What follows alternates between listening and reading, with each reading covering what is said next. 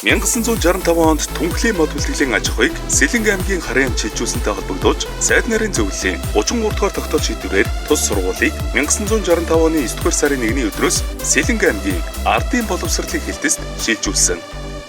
Тус сургууль Монгол Улсын засгийн газрын 1998 оны 238 дугаар тогтоолоор нэрт орчуулагч зохиолч Намаа Юндынгийн нэрэмжит болж 2003 онд түүний хөшөө болон гэр мүзэг сургууль дээр байгуулсан.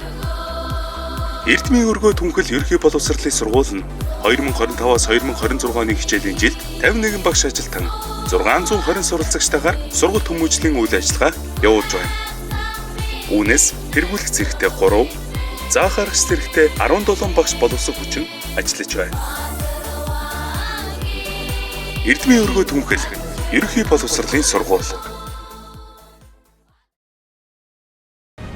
Түнхэл ерөнхий боловсролын сургууль нь чанартай боловсрол олгох зорилгоор олон талын сургуулийн хөтөлбөр, орчин үеийн сургуулийн арга зүйг ашигладаг.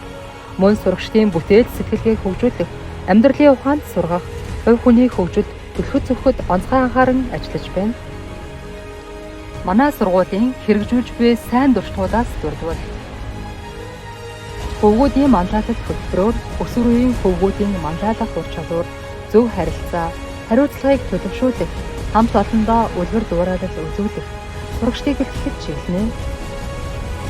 Сурагчдын бүтээл сэтгэхүйг хөгжүүлэх, шинжлэх ухаан, байгалийн ухааны хичээл сонирхолтой болгох, үндсэн хичээлээ мэдлэг болгон бүтээх, туршилт хийх, үр дүнг тооцох чадвартай болгох зорилгоор ирээдүйн инженерүүд бүтээлийн уралдааныг 2 дахь жилдээ уламжлалт болгон зохион байгуулж байна.